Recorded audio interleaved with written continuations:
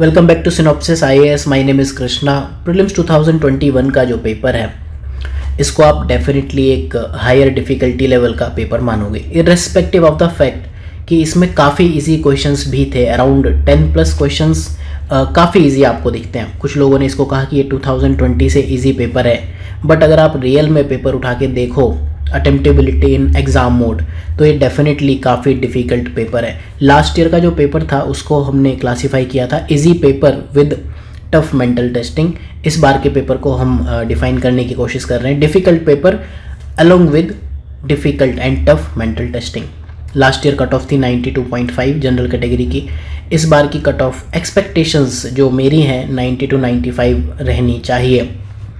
जो लोग नए हैं वो सिनॉप्सिस आईएएस की प्लेलिस्ट में जाकर गाइडेंस सीरीज़ में जाकर ये 2 वीडियोस देखना। लास्ट ईयर हमने प्रेडिक्ट की थी कि कट ऑफ 90 to 95 जाएगी और पिछले कई सालों से जब भी कट ऑफ प्रेडिक्ट की है वो सही गई है। उसके लिए हमने एक बहुत सिंपल सा फॉर्मूला जो वर्क करता है वो डिवाइस करने की कोशिश की। वो ये है कि cut off equal to number of easy question, silly mistake, तुक्का। तो इस बार इनफैक्ट जो कट ऑफ है ये थोड़ा सा लेसर साइड रहने के चांसेस भी हैं 90 से। क्यों, रीज़न क्या है? पेपर डिफ़िकल्ट है, बहुत सारे क्वेश्चंस प्रीवियस ईयर से हैं जो कि हम बार बार सिनॉप्सिस पर बताते हैं कि UPSC equal to syllabus plus previous years. लेकिन करते कहाँ हैं आप लोग? आप इग्नोर कर देते हैं at the cost of test series. Disputed questions है, लेकिन हम ये देखते आए कि डिस्प्यूटेड क्वेश्चंस ने ना आज तक कट ऑफ को अफेक्ट किया है ना अब करने वाला है। पिछले साल में अगर आप देखो जो तुक्केबाजी का स्कोप था, इनफैक्ट 2020 में तो बहुत ज़्यादा स्कोप था तुक्केबाजी का, साइंस टेक का इतना ज़्यादा स्कोप कभी दिखा नहीं। तो इस बार यूपीएससी ने डायरेक्टली जो तुक्केबाज थे उनको एलिमिनेट कर दिया। जो कहते थे कि स्मार्ट स्ट्रेटजी फलाना ढिमका, सारे स्मार्ट स्ट्रेटजी ऑलमोस्ट एलिमिनेट कर दी। और आने वाले टाइम में आपको ये समझ भी आएगा कि अब ये स्मार्ट स्ट्रेटजी वाले लोग ज़्यादा दिन टिकेंगे नहीं अगले अटेम्प्ट्स में भी। तो ऐसे लोग एक्सपोनेंशियली इंक्रीज हो रहे थे, फिर भी ये लोग कट ऑफ को अफेक्ट नहीं कर पा रहे थे। अगर तुक्केबाजी ना होती तो कट ऑफ तो पिछले साल 80s में जाती। ठीक है, इस बार तुक्केबाजी का स्कोप कम है, हालांकि है। तो क्या और फैक्टर्स हैं? कंफ्यूजिंग ऑप्शंस थे, काफ़ी क्लोज ऑप्शन है। इनफैक्ट राइट टू जो प्रॉपर्टी है, फॉस्फोरस साइकिल है, बहुत से क्वेश्चंस ऐसे हैं जिसमें कंफ्यूजिंग ऑप्शंस हैं। इन्वायरमेंट में चिड़िया बिल्ली जो पूछी है काफ़ी क्लोज है, कंफ्यूजिंग है। सी सेट का फैक्टर इस बार डेफिनेटली काम करने वाला है। सी सेट भी मोस्ट डिफ़िकल्ट पेपर था, हालांकि जो मैंने आपको फॉर्मूले बताए थे उन पे बेस्ड हैं। आप क्वेश्चन उनसे कर लोगे, लेकिन अगर आपने प्रैक्टिस नहीं की तो एक इजी काम तो नहीं होगा। कट ऑफ का जो जनरल रूल होता है वैकेंसी और डिफ़िकल्टी लेवल, उन दो चीज़ों से गवर्न होती है। डिफ़िकल्टी लेवल बढ़ेगा, कट ऑफ घटेगी। 2021 की कट ऑफ इतनी है। सीधे हम बात करते हैं जो चीज़ें वर्क करती आई हैं पिछले कई सालों में। ठीक है, कट ऑफ एज पर मी ऑलमोस्ट ये इक्वल होती है नंबर ऑफ इजी क्वेश्चंस के। अब इजी क्वेश्चंस क्या होते हैं? जो मुझे आता है या जो आपको आता है या जो आपके तात को आता है। तात मतलब मित्र होता है, हे तात आपने सुना होगा। ठीक है, तो एज पर मी कट ऑफ में 3 फैक्टर सबसे ज़्यादा रोल प्ले करते हैं। Number of easy questions, silly mistake आप कितनी कर रहे हो, तुक्केबाजी कितनी कर रहे हो। अगर आप पिछले सालों की कट ऑफ देखो, चाहे वो 2016 हो, एज पर मी जो इजी क्वेश्चंस थे 64 के आसपास थे, कट ऑफ अराउंड 58 गई। यहाँ पर आप देखो सेम 2018 और 19 में मेरे अकॉर्डिंग ऑलमोस्ट 50 इजी क्वेश्चंस थे, देन 49 कट ऑफ थी। पिछले साल और इस साल जो इजी क्वेश्चंस है 45 to 46 है। अब ये इजी क्वेश्चंस क्या हैं? जैसे कि मैंने बताया जो मुझे आपको आता है हम उसे इजी क्लासीफाई करेंगे क्या? एज पर मी जो आप किसी भी स्टैंडर्ड बुक में पढ़ते हो और वो बुक सब लोग रेफ़र करते हैं। एनसीईआरटी से अगर कोई क्वेश्चन है, जैसे इस बार स्टेट की डेफिनेशन लिबर्टी है, तो ये क्वेश्चंस इजी डेफिनेटली नहीं है क्योंकि लोग नहीं पढ़ते एनसीईआरटी। एटलीस्ट इतने लोग नहीं पढ़ते एनसीईआरटी ढंग से जो लोग सेलेक्ट हो रहे हैं। तो इजी क्वेश्चंस वो हैं जो आपको, मुझे, हम सबको आते हैं। अब इजी क्वेश्चंस तो हमारे अकॉर्डिंग ये हैं, राइट। अब सिली मिस्टेक और तुक्केबाजी का स्कोप क्या है? हमने ये बात की कि तुक्केबाजी का स्कोप इस बार कम हुआ है, तो डेफिनेटली कट ऑफ घटनी चाहिए क्योंकि आप तुक्के मार नहीं पा रहे हो, ये वाला फैक्टर नहीं ऐड होगा। सिली मिस्टेक से क्या है? एक जनरल थंब रूल ये है कि अगर आप 3 नेगेटिव क्वेश्चंस करते हो तो -8 जाते हो, ये हमने बात की थी।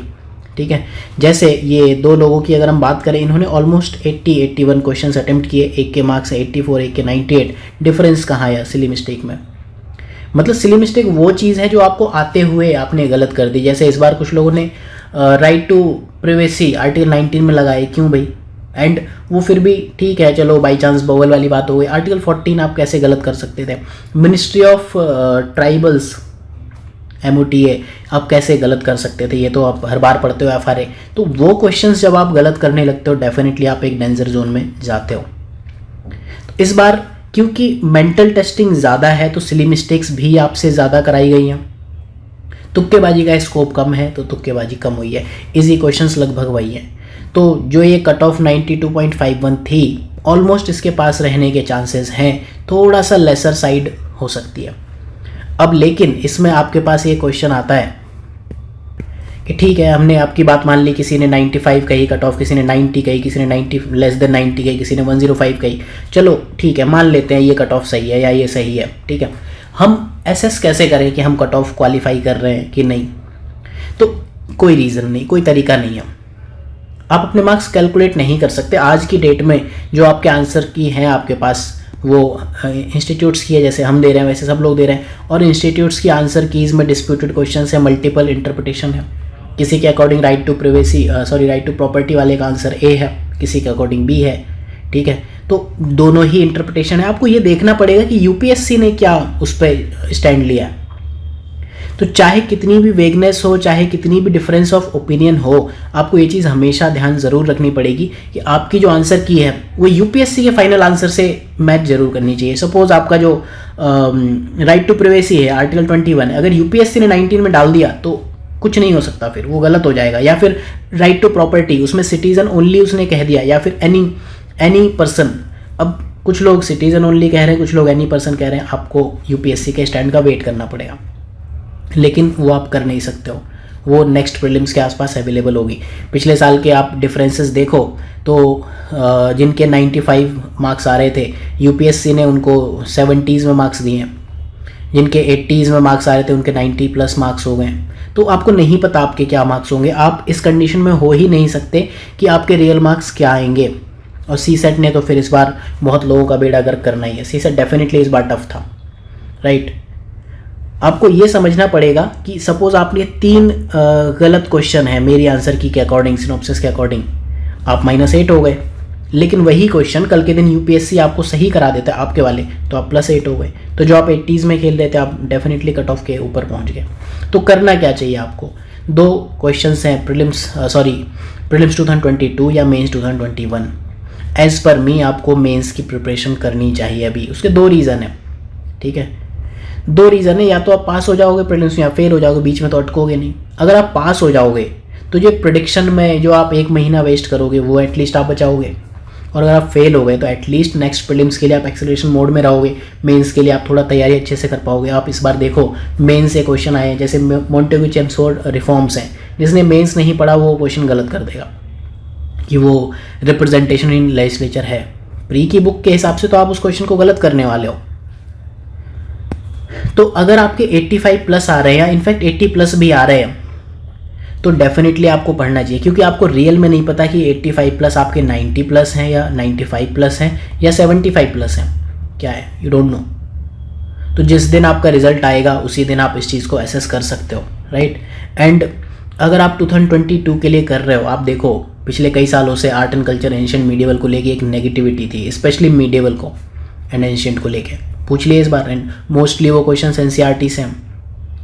तो आपको बेसिक बुक्स पर फोकस करना ही। एंड डू नॉट, 2 बार लिखा है मैंने, do not ignore any subject at any cost. Current affairs के पीछे बहुत मत भागो। अब स्पोर्ट्स वाले क्वेश्चन पूछ लिए, कभी एग्री से पूछ ले रहा, कभी कुछ। तो एक इंस्टीट्यूट का करंट अफेयर्स फॉलो करो जो भी आपको ठीक लगे। इजी क्वेश्चंस गलत करोगे तो डेफिनेटली बाहर हो जाओगे। आपने ये देखा प्रीवियस